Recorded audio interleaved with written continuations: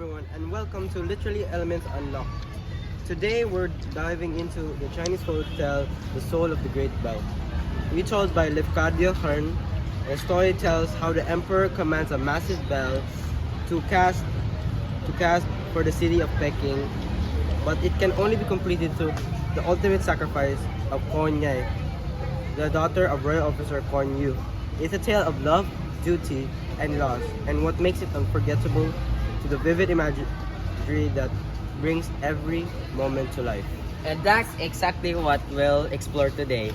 How imagery shapes this powerful and forgettable tale. Hello everyone! Welcome to Literally Elements Unlocked. Today, we're diving into the Chinese folktale The Soul of the Great Bell, retold by Lafcadio Hearn. This story tells us how the emperor commands a massive bell to be cast for the city of Peking.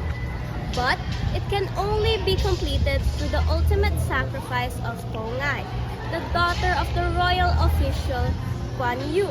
It's a tale of love, duty, and loss. And what makes it unforgettable is the vivid imagery that brings every moment to life.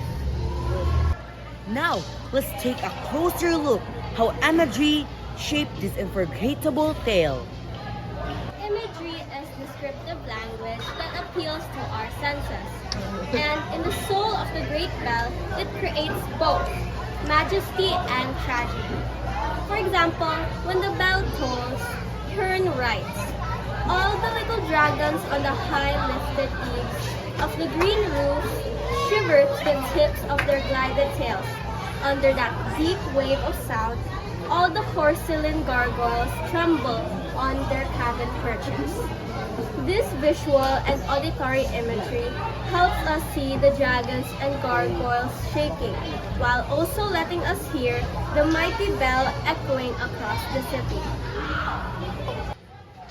But the story doesn't stop. At the grandeur imagery also deep the sorrow of sacrifice. Later, when Kongai sacrifices herself, Hearn describes, she leapt into the molten bronze and the metal roared like thunder. The roar of the molten bronze is more than sound. It's an image of violence and tragedy that makes us feel the weight of her devotion. Through these images, this story reflects Chinese cultural values, the grandeur of imperial command and the power of sacred tradition, and the depth of filial piety and love and loyalty to one's parents. For the reader itself, this imagery describes awe but also sorrow, leaving us with the echo of sacrifice ringing like the bell itself. Did you know, in Chinese tradition, bells weren't just for sound. They carried spiritual meaning, believed to connect heaven and earth. Some even say that when the great bell of Peking was struck, people could hear the faint voice of Kongai, calling her father's name within its echoes. Imagery makes us almost hear her voice too, by describing the roaming bronze, the trembling dragons, and the echoing tones. Hearn ensures this folktale lives on not just as a story, but as an experience we can picture and feel. And with that, we see how imagery bridges history, emotion, and meaning. So, the imagery of the soul of the great bell transforms words into sound, sight, and emotion.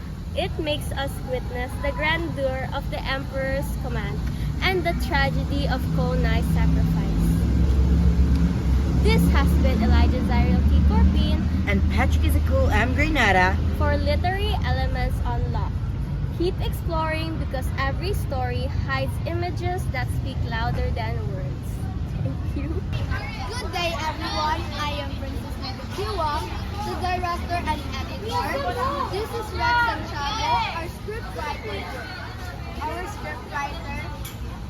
Joining us is Aurelus Beltrampe, our literary analyst.